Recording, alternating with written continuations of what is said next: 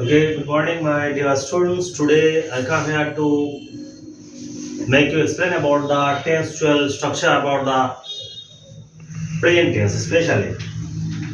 So let's see that how I explain the present tense. So first of all, before the telling of the present tense, what's the things I'm just going to teach you? Remember present tense.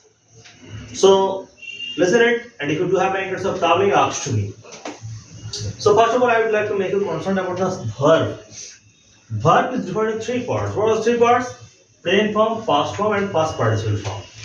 So present form of the verb, for example, one example, go, present form, past form went, past participle gone. Play, present form, past form played, past participle form played. We have present form be or am is the past form was where, past participle form been. Have but present form have what has, past form had, past participle form had. So this is the structure. Now the fact is that you have to first of all understand with the subject. Create a kind of relations of the all verbs with the subject. That is called syntax. Syntax means subject verb agreement. First of all, I am trying to make you understand. Suppose if subject is he, then it will be for present individual tense. Present form is go or goes. You can also tell play or plays also. So when go or goes happens, if the subject is the third person singular number for the present indefinite tense, remember, if the subject becomes the third person singular number for the present indefinite tense, then s or es will be added to the end of the verb. So I go, but he goes. Because for the third person singular number, s or es will be added. Play. I play or he play. What's right? He plays. But the right I play. Understand? Now come to the point. I would ask you. Be mindful, everybody. Suppose I paint one illustration. What's the structure? Let's see. Subject plus aim is plus verb ing plus object. So you have to know that when aim is used, aim is used first person singular number for aim, subject being third person singular number for is, and others are. Once again, I am repeating subject. If the subject is the first person singular number for aim is used, third person singular number for is used, and the rest of the cases other cases are is used. Okay. And so if I tell I, what will be subject? Auxiliary verb am. I for him. He is. Boys are. Okay, so come. Girls, what will be? Girls. Look at the camera. Girls are. Are. Somebody. I am. We. We are. Look at the camera. We are. Okay, now come to the point. Next, so it's been very clear that you develop that kind of concept of the aim is are. Then verb ing. Verb ing means which present form of the verb ing is added. Like going, playing. Not past form of the verb ing is added. It's not. You cannot tell pointing, pleading. That is not. That's incorrect. So whenever ing adding would be kind of factor, then always add the ing with the present form of the verb. So going, playing, being, having, not having.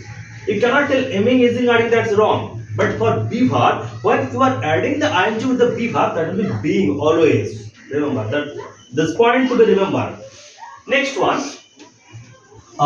Let's if I wish to then third issue. So for paying continuous when I'm going to construct the sentence with a different, so what will be?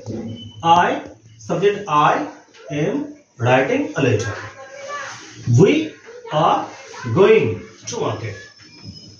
He is playing football because third person singular number is happened. So present individual is completed. Next present perfect tense is not written. Written present perfect continuous tense is not written. I am telling it.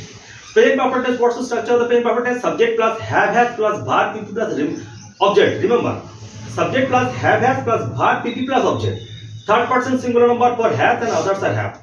Subject plus have has. There two options are you are saying have or have. Third person singular number for has, others are have. And verb pp only one option, so no need of taking tenses. So always you have to use the verb pp and object. So third person singular number for has and others are have. So played. I have. He has. Because third person singular number has. Jadu have or has? Has. Jadu has. Boys Boys have. have. Because third person singular number. So third person singular number for has and others are have. And then verb pp. PP means past participle. PP full form is past participle. So go verb for gone, play verb for played, be verb for been, have verb for had. So I have gone to market. He has gone to market. I have played football. Suppose be verb. Example. If I construct, you tell you to make a kind of sentence with the help of the be verb, and you have to make the sentence in the base of the present perfect tense. So what will be the sentence? I have been a good boy. That's the right sentence. I have been good boy. So let's take example for the present perfect continuous tense. So first of all, to give example for any particular kinds of tense, you need to have to know the structure of that kinds of tense. What's the structure saying of that kinds of tense of the present perfect continuous tense? Subject plus have been or has been plus verb ing plus object plus time. Here we got one uncommon thing: have been or have been.